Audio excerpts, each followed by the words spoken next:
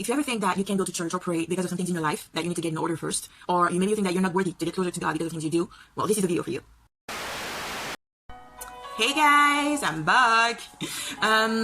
So we're continuing the video series about what stops us from getting closer to God and living a life closer to God.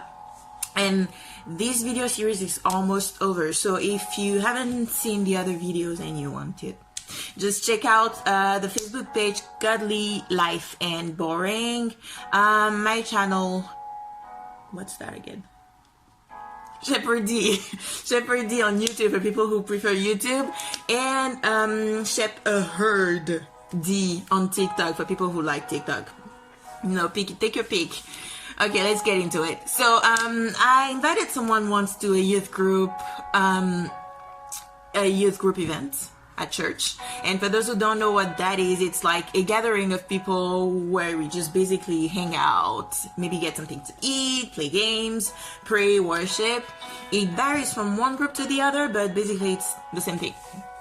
So I invited them to that gathering, and they were like, I don't feel like I'm good enough to go. There are things in my life that I need to stop doing first. There are things in my life that I have to get in order first before, considering getting closer to God or going to church or these kind of things. And I really try to explain to them that there is no need for that. But it got me to think that if one person thought that way, maybe there are others that really want to get closer to God, but really don't because they don't feel like they are worthy to do that. Or they feel like there are things that they need to get in order first. There are things that they need to change first. And to people who think that way, I'd like to say that I get it. Sometimes I feel like a hypocrite because I feel like a hypocrite for, saying that I love God, going to church, praying, and trying to get closer to God because of things in my past that are far from glorious. And, habits that I have to this day that I really ask God every day to help me change.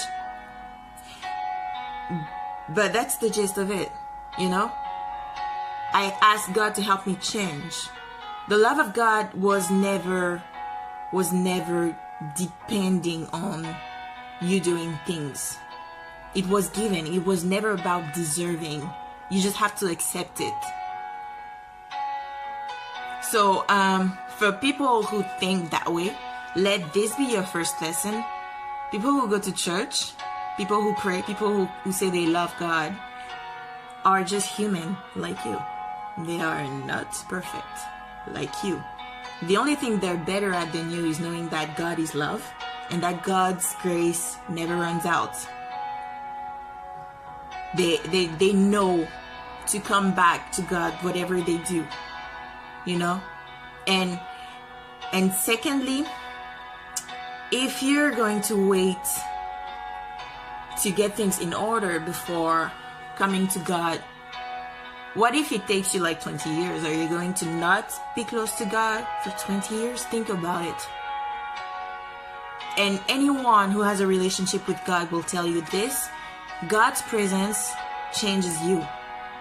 He's there with you, so He helps you every day and He transforms you. He will transform you into what you need to be. Like, you don't have to wait to get to that better version of yourself before going to God.